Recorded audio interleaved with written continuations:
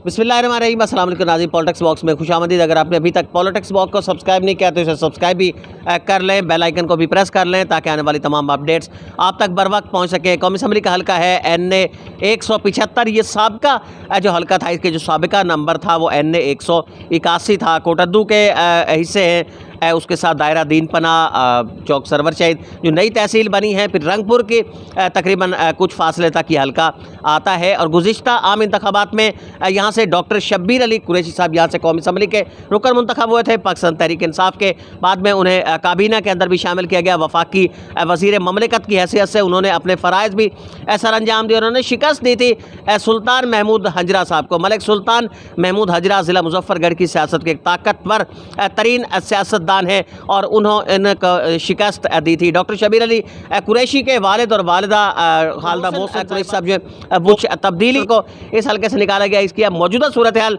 क्या है, कुछ शख्सियात पाकिस्तान तहरीक इंसाफ का हिस्सा बनी है। इस दौरान में आमिर नज़ीर चौधरी साहब ज़िला मुजफ्फरगढ़ के सीनियर जर्नलिस्ट हैं, नेशनल प्रेस क्लब के चेयरमैन हैं, उनसे गुफ्तगू करते हैं। अस्सलाम वालेकुम। वालेकुम सलाम। अमर भाई, सूरत हाल इस हल्के की है क्या? कुछ यूनियन कौंसिल यहाँ से निकल गई हैं, कुछ इसके अंदर आ गई हैं, तो नई जो हल्का बंदी आई है NA 175 को किस नज़र से आप देख रहे हैं? सुल्तान महमूद हजरा का ये स्ट्रॉन्ग होल्ड था, बड़ा मजबूत उनका ये गढ़ है।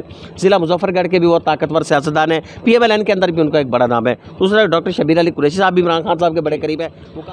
दिलचस्प सूरत हाल बन गई है नई हल्का बंदी के बाद। यहाँ पर भी कुछ कमज़ोर लोग जो हैं वो बहुत ताकतवर बन के उभर आए हैं। जो ताकतवर लोग थे वो देखने में बहुत कमज़ोर नज़र आ रहे हैं सियासी तौर पर। बहरहाल तगड़ा मुकाबला, अच्छा मुकाबला यहाँ भी देखने में आएगा और दिलचस्प सूरत हाल होगी।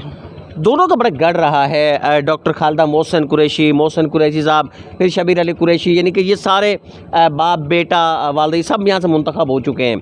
सुल्तान महमूद हजरा साहब का भी ये बड़ा मजबूत गढ़ है। कमज़ोर कौन हुआ इनमें से?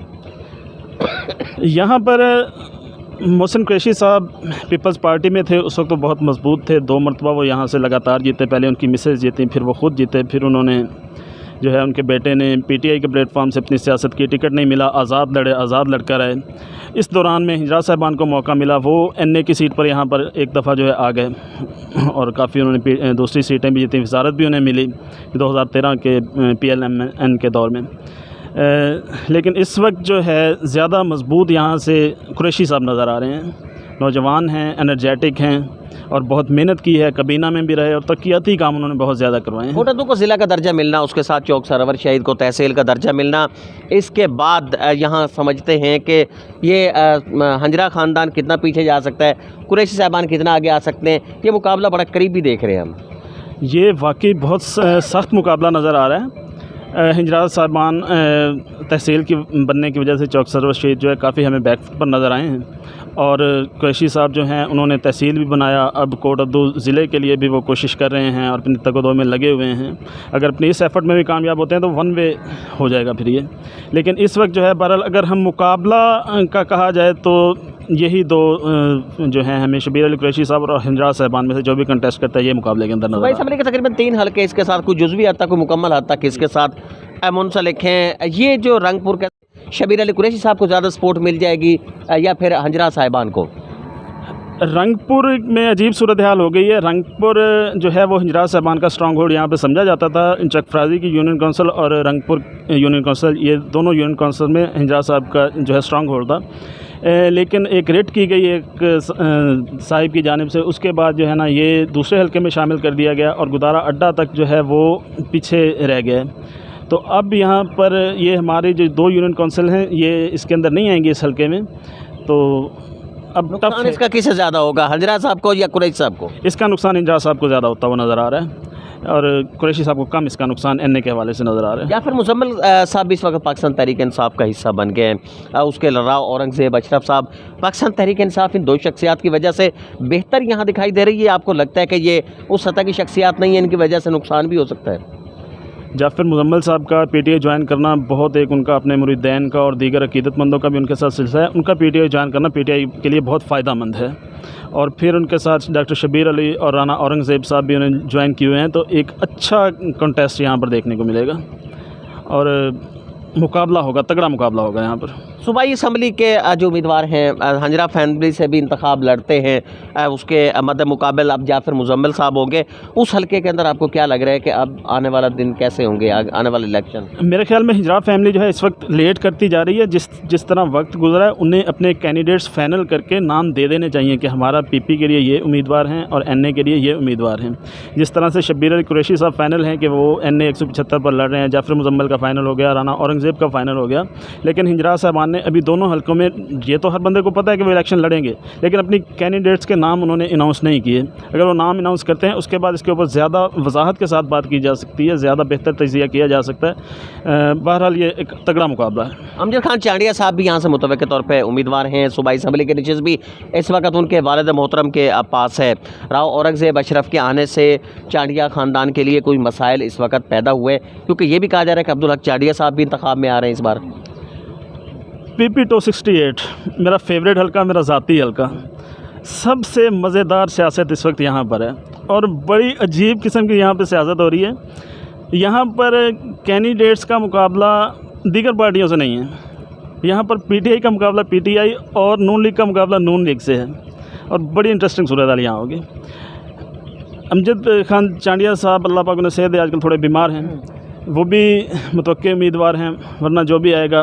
अब्दुल हक चांडिया साहब भी ऐलान कर चुके हैं, राना औरंगज़ेब अशरफ साहब हैं, उसके बाद मुर्तज़ा रहीम खर साहब जो हैं वो हैं, नासिर त्रगड़ साहब हैं, पीर मुजफ्फर साहब हैं, मार अब्दुल हुसैन त्रगड़ हैं, मार अज़हर त्रगड़ है। तो काफ़ी सारे उम्मीदवार हो सकते हैं आमिर नज़ीर चौधरी साहब यहाँ पर। मेरे ख्याल में ऐलान तो काफ़ी लोग कर रहे हैं, लेकिन 10 से ऊपर लोग मुझे लाजमी कंटेस्ट करते हुए नज़र आ रहे हैं और बड़ी इंटरेस्टिंग सूरत हाल है। और सूरत हाल ये है कि इस वक्त PTI का मुकाबला PTI से और नून लीग का मुकाबला नून लीग से है। पाकिस्तान तहरीक इंसाफ की टिकट के लिए रस्साकशी होगी या आपको लगता है कि जहां शब्बीर अली कुरैशी साहब का वज़न होगा उधर ही चला जाएगा टिकट? मेरे ख्याल में रस्साकशी होगी, लेकिन टिकट कुरैशी साहब के कहने पर मिलेगा जिसको भी मिला, लेकिन इससे पार्टी को नुकसान होगा, क्योंकि अब्दुल हुसैन त्रगड़ साहब उनकी पार्टी के लिए बहुत बड़ी एफ़र्ट्स हैं, बहुत कुर्बानियाँ हैं और बहुत देर से वो पार्टी के साथ हैं।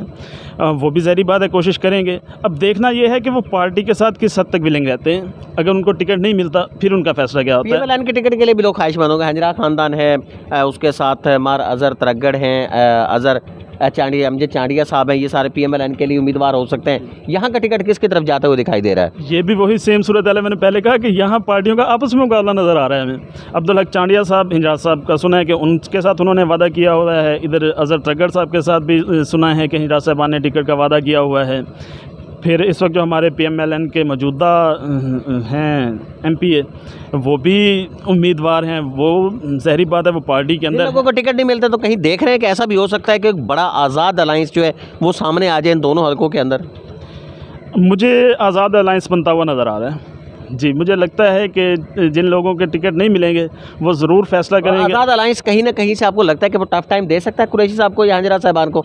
मेरे ख्याल में बहुत टफ टाइम देंगे और अगर बेहतर मैनेजमेंट कर गए तो आज़ाद लोग यहाँ से जीत भी सकते हैं। गुफ्तगू आपने सुनी आमिर नज़ीर चौधरी साहब की। उनका ये कहना था कि हल्का NA 175 डॉक्टर शब्बीर अली कुरैशी और सुल्तान महमूद हंजरा के दरमियान वो कह रहे हैं कि चूँकि कोटद्दू को डिस्ट्रिक्ट का दर्जा मिला, उसके साथ तहसील का दर्जा मिला है चौक सरवर शहीद को, तो यहाँ डॉक्टर शब्बीर अली कुरैशी साहब निस्बतन बेहतर पोजीशन के अंदर हैं। हालात वक्त के साथ बदलते भी रह सकते हैं, इस सूरत हाल के अंदर तब्दीली आ सकती है, लेकिन फ़िलहाल डॉक्टर शब्बीर अली कुरैशी निस्बतन यहाँ से बेहतर हैं। आने वाले दिनों के अंदर मज़ीद इस हवाले से हम अपडेट करते रहेंगे। फ़िलहाल इजाज़त दीजिए, अल्लाह निगहबान।